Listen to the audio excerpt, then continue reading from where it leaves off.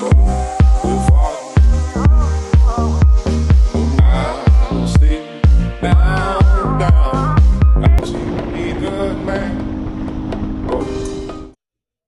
everyone. Happy birthday to me. It's 1 year since I left the what someone would call luxurious life of a corporate person, and I joined in full swings the startup ecosystem. Joining the system meant we did a lot for the ecosystem. We are helping many founders to sell more, to grow faster. We organized the biggest conference in Bulgaria for startups. This year, we're going to organize a regional one that's going to be even bigger. But what matters the most is that eventually I started creating my own startup. It's called the Revenues Factory, and we do different go-to-market strategies. And actually, one of our biggest projects is the conference that we run annually for now. And let's see if we start running it more often. So I wanted to talk today because it's been exactly 1 year. I think 1 year is a good period to sit down and reflect what happened, what went wrong, what went right. And I was thinking about it yesterday, and I got some reflections about what is the same as in the corporate world, like what is the same between running a startup and working for a corporation, and what are the differences. And I wanted to share them with you because I personally believe that if I had known that 1 year ago, my journey would have been much smoother. I don't think I would have changed anything in what I decided to do, but nevertheless, I personally would have appreciated if someone had told me these things a year ago. So I hope that by listening to me, maybe that can make your journey a little bit easier and a little bit smoother. And also, all of you who are sitting in a corporation and are contemplating, is it the right thing to do? Should I do it? Everyone's doing AI. Shouldn't I just leave everything and jump on the AI wagon and so on, right? I mean, you can. I want you to listen to that and then you decide, right? So let's start with the first thing that I want to share with everyone. Corporate is great. I love corporate and I think it was amazing. I think I learned so much. For everyone who expected that 1 year later I'll be criticizing corporations or anything, I mean, I managed to work with some of the most ambitious and great people I've ever known, right? These are real heroes that get a corporate objective and do everything in order to make it happen. And these are amazing people. These are great people I met. I traveled throughout the whole, I mean, I did projects in Saudi Arabia. I worked with the Japanese customers. I worked a lot with the US. So I kind of saw it everywhere. There are these great people that are doing things the way they should be done with a lot of professionalism and quality. And I'm not going to mention names here. I'm going to put it on LinkedIn so that they can also see that I'm giving them the due recognition. But they were really doing great stuff and I'm really happy. It taught me a lot of discipline. Things had to be done because they had to be done. It wasn't like, do you feel like it? Is it the right time? Is it the right mood? And so on. So I definitely think that was amazing. I'm very happy I went through that. I mean, I went through Accenture, which is the biggest IT company, system integration and so on. I went through Boston Consulting Group. We were taking decisions at a strategic level, talking directly to the C-level. And I worked also at Salesforce last 6 years. I was taking care of the strategic customers. I was doing business development for different industries. So it was really, really, really enriching and powerful. Now, one thing that I can tell you that is really helping me now is everything I learned there. I eventually, if you think about it, every entrepreneur wants to do a startup, but actually their main objective is to grow this startup until it becomes a stable business with a lot of customers, processes, departments, clarity of who is doing what, when are they doing it, who they collaborate with, and so on. And I mean, honestly, I don't want to disappoint any entrepreneur, but this is a corporation, right? Whenever you have a big business with predictable revenues, with good processes and so on, this is a corporation. So that's why I think it's working at a corporation can teach you a lot about how things should look like once you've built that. So it's the target picture, what you are aiming for. Very good processes, planning, budgets, everything that you need, right? Now, of course, there were also the many negative sides, and I think we all know that they are part of corporations and we've all accepted them in one way or another.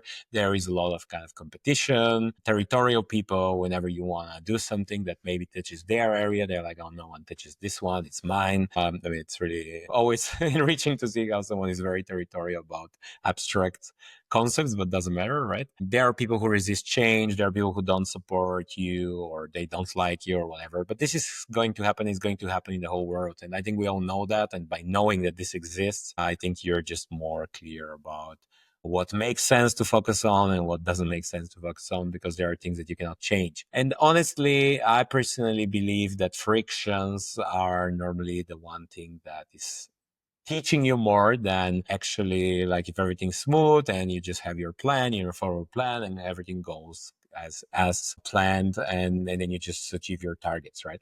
So I personally am very grateful to everyone that was a role model, from everyone that I could learn from everyone that was teaching me how to do the business, how to do significant big things. But I'm also grateful to everyone who didn't join, who was resisting, and who was always kind of against what we were doing, or who would be totally neutral and wouldn't help. Because these were also the people that actually were teaching me how to overcome difficulties and challenges, right? So now I wanted to talk to you about, I mean, having clarified that corporate is great, now I want to talk to you what is the same and what is different when you work for yourself and when you are part of a large company. Call it a corporation, it could be also a medium-sized company, doesn't matter. It's a company that's not yours. From now on, every time I say corporation, it's the company that's not yours, you're being employed somewhere there. So let's start with um, things that are similar, or the things that are the same. So the first thing I think is professionalism. Everything that you need to do or that you do needs to be very professional. And I remember when I was organizing the conference last year, I talked to actually two of my mentors separately on separate occasions, and both of them were saying, well, Augie, even if you, because back then we had this ambitious goal that we are going to gather 2,000 people at one place to teach or to learn about entrepreneurship. There is going to be a lot of inspiration, a lot of networking, a lot of knowledge sharing. And of course, this is a little bit easier said than done. So during these phases, I was also consulting some of my mentors. How can we do that? What is the next step? What do they think we can do to overcome some of the challenges we have? And I remember one of my mentors, he was, I mean, I'm not going to mention a name because I haven't asked him if it's okay to quote him here. But I remember he was telling me, he was like, okay, even if you had the 2,000 people, selling the conference is not the most important thing. The most important thing is delivering, because people will go there, they will see what it is, and they will be either disappointed or they will be very happy with what you delivered. And eventually the first sale is actually depends on sales. The second one depends on service, kind of. And by the way, I worked with many corporations that were saying the same. I remember we were working with a corporation selling elevators, and they were saying the same thing. The first elevator is being sold by the sales team. The second one is rather the service, because if people are unhappy, they're going to look for another brand. So that was one of the things that really encouraged me to push, not only to make this happen, to attract the people, to attract the sponsors, but also to make sure that they have the best experience ever, or the best experience possible within what we could do during the conference, because I knew that this is not only some finance, not only the concept of what we were doing, but also our reputation. Because the year after, we're going to go back and we're going to talk to the people, and we're going to ask them, do you want to come again? And they will decide if they want to come again based on their experience, and not based on a sales pitch or on a pitch deck or on anything else. But I mean, actually, if you scroll back on Instagram of the Crossroads Startup Bulgaria account, you will see, like, my face. I didn't really look very energetic the days before the conference. I mean, I was burning from energy, but apparently I looked physically tired. I remember many friends were asking me, like, are you okay? And I'm like, yeah, I've never been better. But they were like, well, because you don't look okay, right? You look tired. And it was just long days and short nights. There are so many moving parts. We had to arrange so many things. We had to take care of many things. The team was doing that for the first time. So many of the people were actually doing it for the first time. So they couldn't really we didn't have this shared vision. We had to work a lot on sharing the vision and making sure we come up with a common vision. So it was a lot of work. But honestly, if you had seen me a couple of years ago in consulting, when they sent me to the Middle East and we were integrating a larger part of the working force into, or like a larger part of the people in the country into the working force, I was also working, I would normally work between 12, 14, 16 hours, just because I wanted to fulfill the brand promise of my employer. So it wasn't my brand promise, it was the brand promise of my employer. And it was still the same type of dedication. There was something we had to do, there was a deadline, we had to do it, and I just did it. So I wouldn't say there is much difference if you work on your own or if you work for a corporation, right? The second part is that whatever you do, not everyone will be supportive of that. What I mean with that is, so I worked as a consultant, and I was normally this part of roles where I was supposed to come in as an external person and bring in change, bring in transformation, change the ways things are done. And of course, there were people who would normally be very happy about me doing that, and there will be people that would be very unhappy about me doing that, or there will be people that will be completely neutral. And actually, last week at the Scale Up Club we launched in Bulgaria last year, we had our monthly gathering, and we were talking exactly about that. That whenever you bring change in a corporation, you would normally have the champions. These are the first people that are maybe already doing what you want to do, like the new thing that you want to do. Then there is the critical mass, then there is the majority, and then there is the resistance. So imagine, for example, you introduce AI in your company and you're saying from tomorrow on, everyone will be using the chatbots, the AI chatbots that we created for everyone. So there are people that are already doing that. So they didn't even ask you, right? These are the champions. Then you have some people who are, when you say that, they will be like, oh, well, makes sense. The company is saying that we should do it. Then you have other people that will be like, oh, this is a new thing. Should we do it? Let's wait a little bit, see if they're serious about it. If they are serious, we'll start doing it, but no need to do it now. And apparently there is the resistance, and there are people that just dislike the idea, or they are fear the idea. They're saying, well, maybe they are introducing AI so that they get rid of us, or maybe they just think that this AI solution is not the best one. You should have chosen another one. So there is different types of resistance, different reasons for resistance. Doesn't matter. It will always be there. And it doesn't really matter what your idea is or what you're working on. It will always, there always will be a resistance. I mean, like I said, as a consultant, I was always going there to a company. I was sent to a company to do the right thing. And the right thing, normally people would agree is the right thing. Otherwise, they wouldn't be paying an external consultant to go there and do that. However, of course, there will be someone against it. So last year, when we launched the conference, we launched a video. I need to link the video so that you can see it. Highly appreciate, or huge kudos to the team that helped me do that video, and also to Pontica Solutions that allowed us to use their office to record it. But we launched a video where we were explaining that we launched this conference as a first step to transform Bulgaria into the Silicon Valley of Europe. And I think that makes sense. I think it's a great idea. We talked to so many people that said this is a great idea. And still the fact that it's a great idea doesn't mean that everyone would jump fully with their support, time, dedication, money, and anything to support it.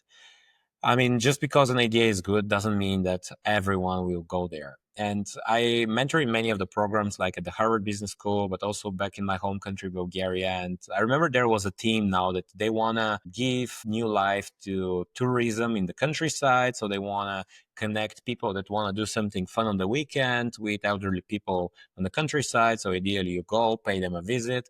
Apparently it's a paid stay there, but you get closer to nature, you get closer to tradition, and eventually the elderly people also get some revenue for hosting you there. I mean, it's a great idea and it makes sense and we all love it and we all support it. But just because it's a great idea doesn't mean that everyone is going to jump on it and give all their resources. If you're a huge corporation, it will give you all your CSR budget on that and so on, right? So generally, that's what it is, right? Like I said, we decided to do this conference. It's the right thing to do for Bulgaria. I believe in that. Otherwise, I wouldn't be doing it. Everyone on the team believes in that. Otherwise, they would be doing something else. They're all very smart people. They could be doing anything else in the world, but they decided to do this. But the fact that we all believe in it and the fact that the idea makes sense doesn't mean that everyone will embrace it. I remember we were receiving very long emails from people who were saying, you're doing the right thing. If there is one thing that should be done in this country, that's the thing that should be done. We are not going to support you, but you should continue doing it. Right? Very enriching. Like when we were counting the number of rejections, but someone was saying that if you want to be successful, you need to get a large number of rejections, right? And that's what we were doing. So there were many, I mean, don't get me wrong, right? Like there were 108 speakers, so 108 intelligent, qualified people said, it makes sense. I'm going to spend time, go there and share my experience. They spent at least 1 hour on stage and they spent at least a week in preparations, working, preparing content, preparing materials, and so on. So all of these people trusted us, and we're very grateful. There were brands that trusted us with their brand. They said, "Wow, this event, we've never seen it, but it sounds like it's a good event. So we'll just trust you. We'll pay for positioning and so on." Right? We highly appreciate that. The people that came there and spent 3 days with us, listening to sessions, taking notes, participating in a pitching competition, and so on, a lot of respect. Thank you for joining us. But of course, there was this large number of people that didn't support us. And like I said, I mean, the list is endless of people who are saying, well, it's amazing, keep doing it, we're not joining, right? And that's it. The only thing we can do is we can continue getting better, and we can continue giving them reasons to support us this year or next year, or we'll see when. And the same thing was in corporate, like I said. I mean, you would have a great idea. You would be, I mean, I was working on a project to transform an entire IT company from developing in waterfall to developing in agile. It's a very good idea. It's needed. The whole world is doing it. But just because it's a good idea doesn't mean that everyone is going to completely jump on that and be like, yeah, we do it today, right? There was always the resistance. So that was number two. Like I said, not everyone will support you regardless what you do. The third one is that no idea is good or bad before you test it. So back in corporate, I was lucky to meet a colleague of mine. He was called Andy Baus, and he was based in the UK. He was doing a great business development format.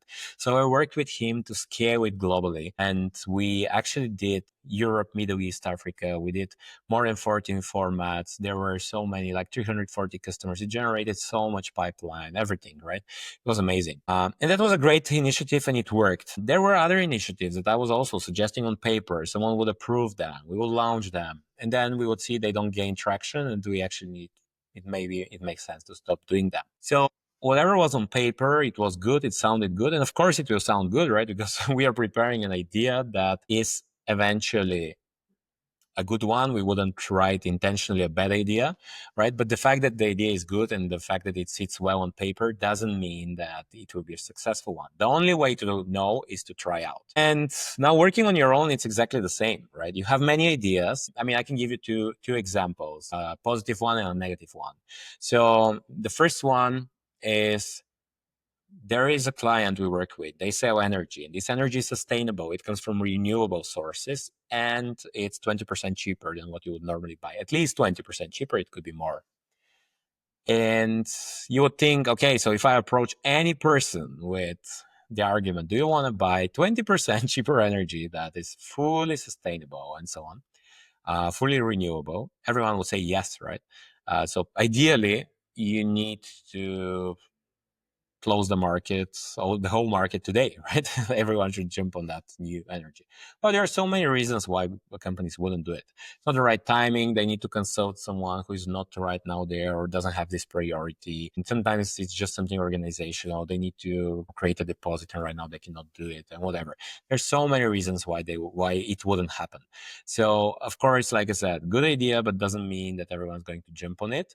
And the same thing we have with this time a positive surprise when we were launching the B2B Sales Academy. We thought that because of my profile, I worked at Salesforce 6 years and so on. And then I'm normally inviting as other lecturers, renowned sales professionals who also work in the IT business. So we thought that the ideal student that will be joining the academy will be someone working in the sales of IT software, technologies, and so on. But we were actually pleasantly surprised to see that many people from the construction industry, from manufacturing and so on, were also joining, because they also wanted to polish their skills in how they sell, commercial practices, business value selling, selling to executives, and so on. So they would normally join, although we weren't thinking about them, and it wasn't the logical segment that we would have selected first to go after, but they would just join because they've seen about it, they thought it's useful, and they signed up. And we said, well, we believe we can bring value, and if you believe so, let's do it, right? And that's, like I said, that's definitely not something that we would have written on paper. I mean, like, IT sales professionals are educating construction professionals or manufacturing professionals. Sounds like it. I mean, I wouldn't have put that on paper. Right now, we see reality is bringing it to us, and it seems great and it seems successful. So why not do it, right? So that's why I'm saying, and every time I teach entrepreneurship or business model design or business, we always fill out the business model canvas and so on. I'm always saying don't spend more than 10 minutes on that, because whatever you do on a spreadsheet, on paper, is one great thing. And of course, you told it true. And of course, you made some calculations and some research. But the real research and the real validation comes once you start selling to customers and once you actually see someone in the market, you ask them, hey, we're doing this and this. Do you want to join? Do you want to pay? Do you want to become a client? And then they tell you their reasons. And then you find out if you really managed to build something that gives a lot of traction or not really. Okay, so far, I think if you listen to that so far, you will be like, okay, so we understand it's all the same. You need to be professional. You need to deliver great quality in everything you do. Doesn't matter if it's a corporation or if you're working on your own. Then apparently whatever you do, not everyone will support you. We got that. We understand it. And of course, every idea needs to be tested before you can say it's a good or bad idea. Now, that wouldn't be the complete truth. And that's why I wanted to tell you what's different, because I personally would find it unfair if someone says, well, whatever you want to do, if you work for a corporation or if you work on your own, it will be the same. Well, it's not the same. And let me tell you how it's not the same. The first major difference is I remember very loud and clear the words of another mentor of mine. I remember last year, it was around this time when I was asking him, hey, do you think I should jump into this entrepreneurship stuff? Because he did something similar years ago. He told me, well, the main thing you should never forget if you decide to go for it is that cash is king.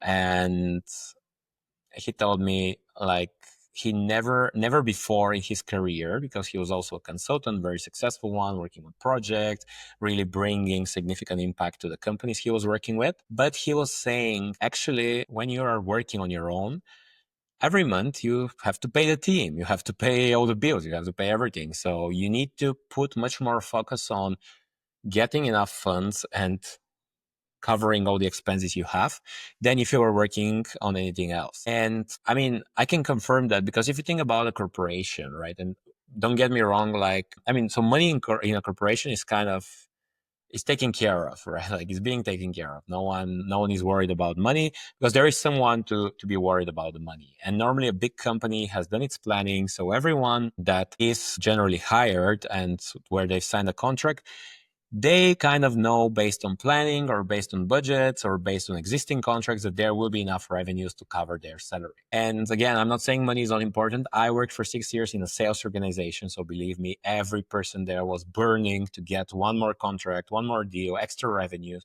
in order to achieve the growth target. But the impact or the correlation there between me signing this contract today and my colleague getting their salary on time tomorrow wasn't really there, right? Like, we knew that people will be paid this month, even if this deal slips into next month, right? Apparently, there will be other consequences, like we're not going to get our growth targets, but still we knew that everyone will be paid and will be paid on time. Now, when you start working on your own, it's a little bit different, especially if you're bootstrapping. You need to be very careful with cash flows. And again, I'm not saying that to scare you away or to say, wow, it's difficult, it's dangerous, it's impossible. I'm not saying that. I'm just saying, just keep in mind that whenever you start working on your own, you have to spend some time managing the cash flows, which means selling, getting the revenues really into the bank account, and then spending it. And I think, some of you might say, well, okay, that's because you're bootstrapping. If you had taken a credit or if you had an investor, that would be different. It's not really different, because if you take a credit, apparently you need to pay the installment. So again, you need to manage some cash flow. And with investors, I think last week I talked to one entrepreneur, and he said, well, my investors are pushing me to sell more and more. So I'm very busy right now. And I was like, well, I think your investors are doing the right thing. I think everyone should be selling a little bit more. But of course, like right now, cash is not a problem for them. They've gotten this investment, but also they have gotten the expectation that this investment should produce significant returns. So they're still under pressure, and there's still some time that you need to dedicate to managing your revenues, and for that, allocating all the money that gets into the company. So just keep that in mind. The whole cash story is different, right? Like, once you move into working on your own, you need to master this one as well.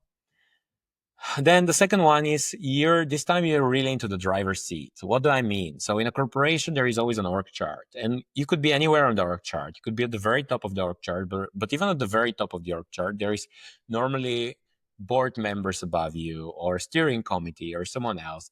And although there are great leaders that are working on achieving targets, at the end of the year, if they would fail a target or if they would achieve a target, normally this is kind of a team contribution because no one can say at the end of the year if a leader fails. So no one can go there, point the finger at him and say, well, this guy failed because he's totally incapable, right? Everyone else will say, well, but you're also there, you're his peer, you're also with a lot of experience, a significant compensation package and so on. You're here to also make sure that everyone here is doing the right thing. So you could have also helped. You could have jumped in. You could have raised your hand and said, well, I think this person or that person is doing something wrong. So eventually there is never 100% complete responsibility because there are so many people around you that have the task to also collaborate with you. So it's always a team achievement.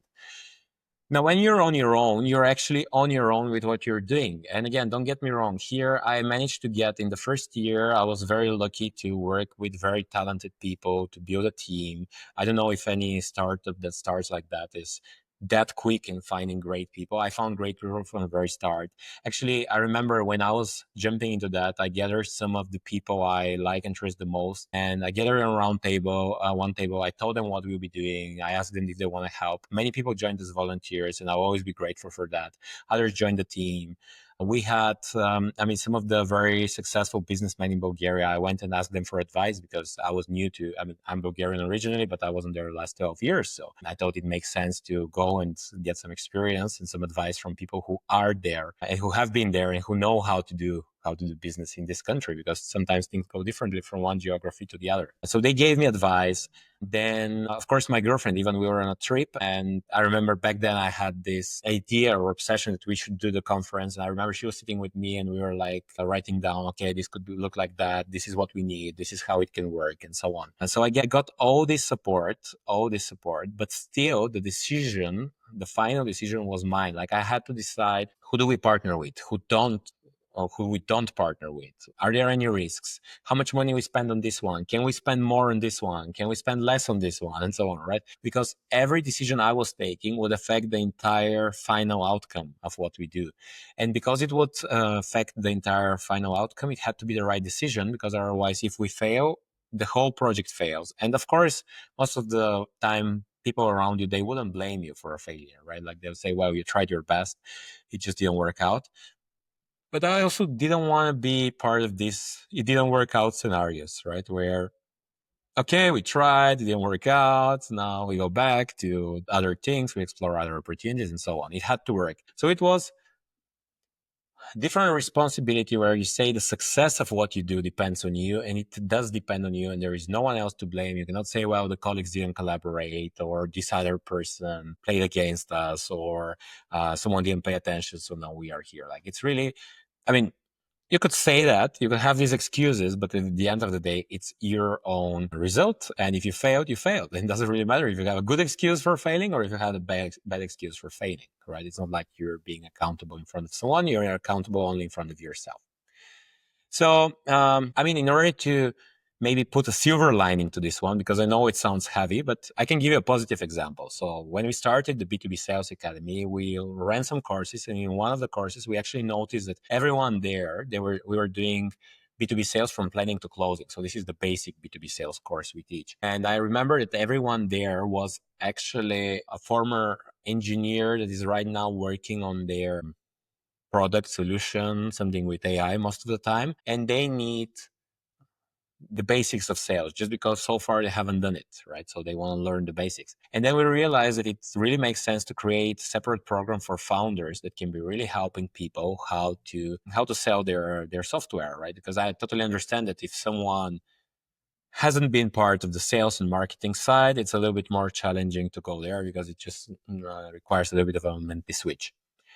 And we could do that in less than a week because apparently we decide with the team, we're generally a very united team. So we would discuss something. If we decide we go for it, we go for it and we launch it. So it was us, right? Like we decide. So we wrote the concept, prepared the content, we launched it. Right now it's on our webpage. We're testing it. We'll have the first editions and then we'll see if we add it permanently into the course board of our academy or not. But what I mean is like there was no one to ask. Like it's our decision. We take it or we don't take it. And then based on that, we're going to decide if something is going to be very successful or not. Like actually, eventually we'll judge by the result if that was the right thing to do.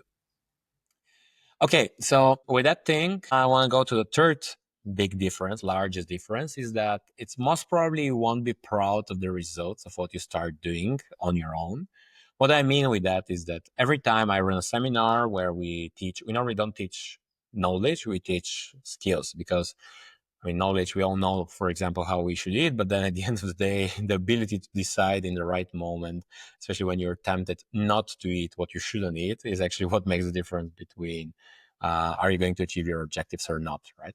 So the same thing is where we do, like we all know how to sell. We know that, I mean, who hasn't heard the cliches of always be closing or do some discovery before you position your offering and so on.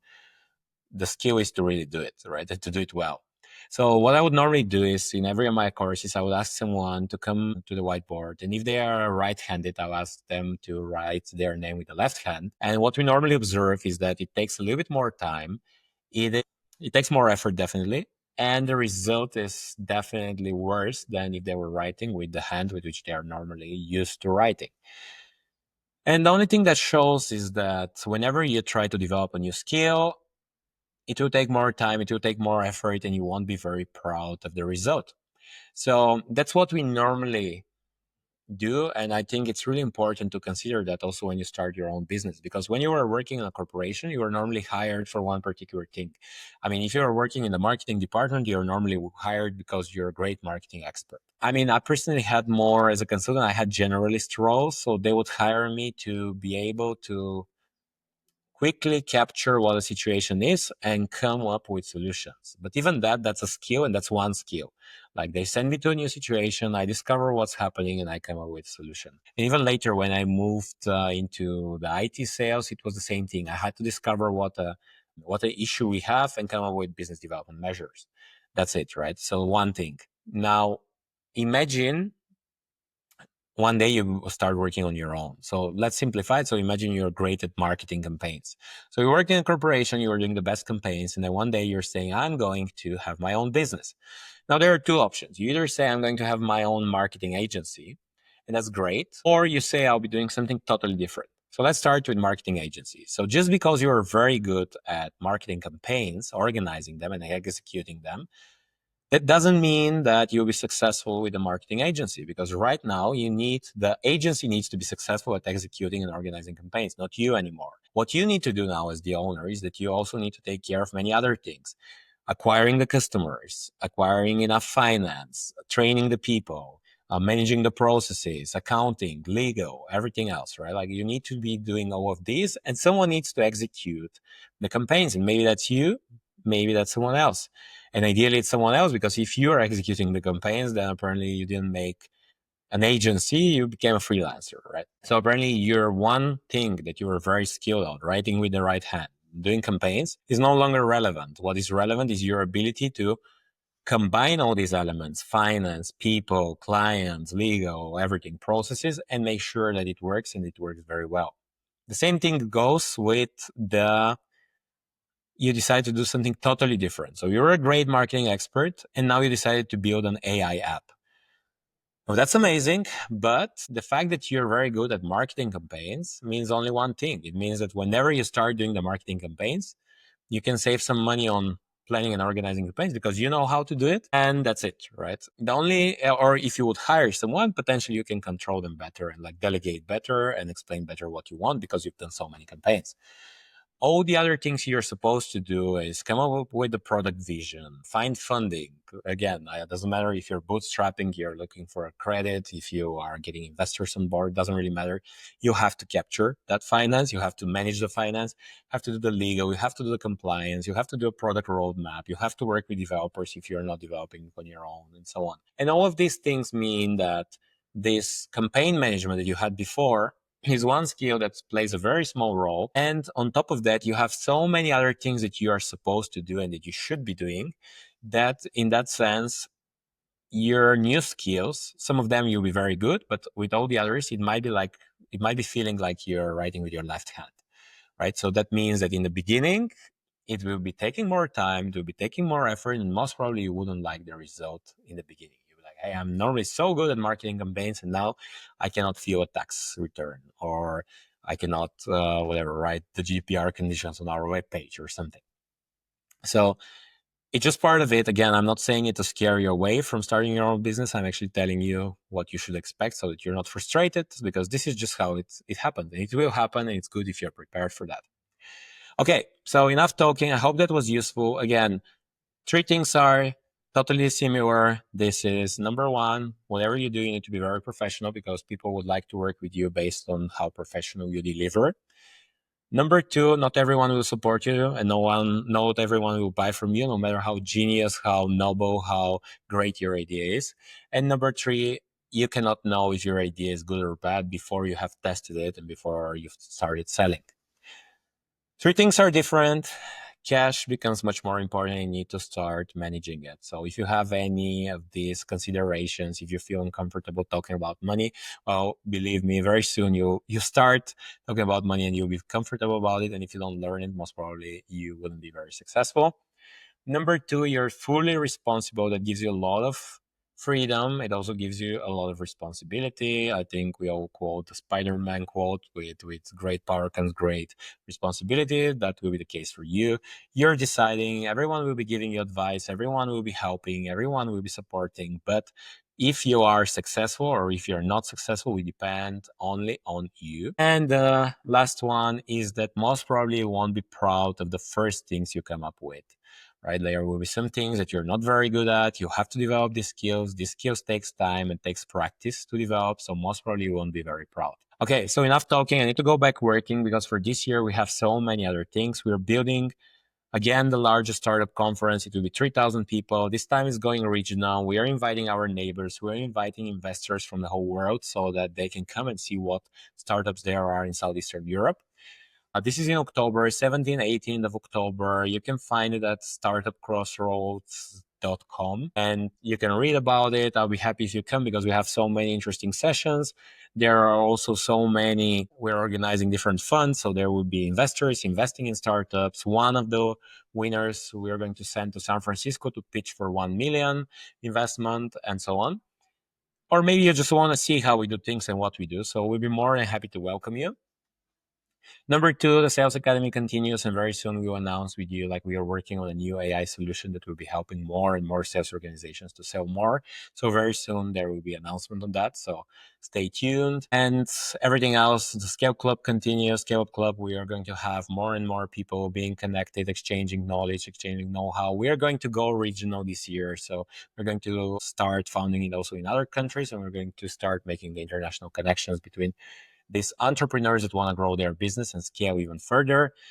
And of course, with the Revenues Factory, all the customers, the portfolio of companies that trust us right now is growing. So the only thing we can do is we can deliver the best results for them so that they trust us also next year, and so that there are more and more references that apparently convince more and more companies to trust us. So that's everything. I hope it was useful. There are three things I want to ask you for at the end of this video. Number one, if you like this video, subscribe to the channel. The more subscribers we have, the more I can be inviting great leaders that can be sharing their vision with us, or their know-how, or anything. Like, they would be more happy to join and talk to us.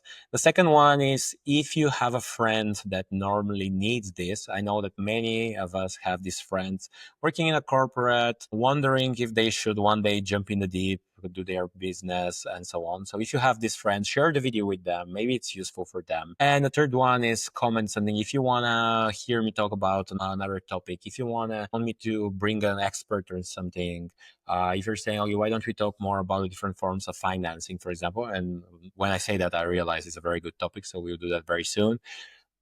I don't mind doing it. I'm more than happy to do it. So just let me know what you want to see and we'll do that. So like I said, thank you. I go back to celebrating my birthday, to building everything that you want to build for this year. Thanks for listening and I'll see you very soon.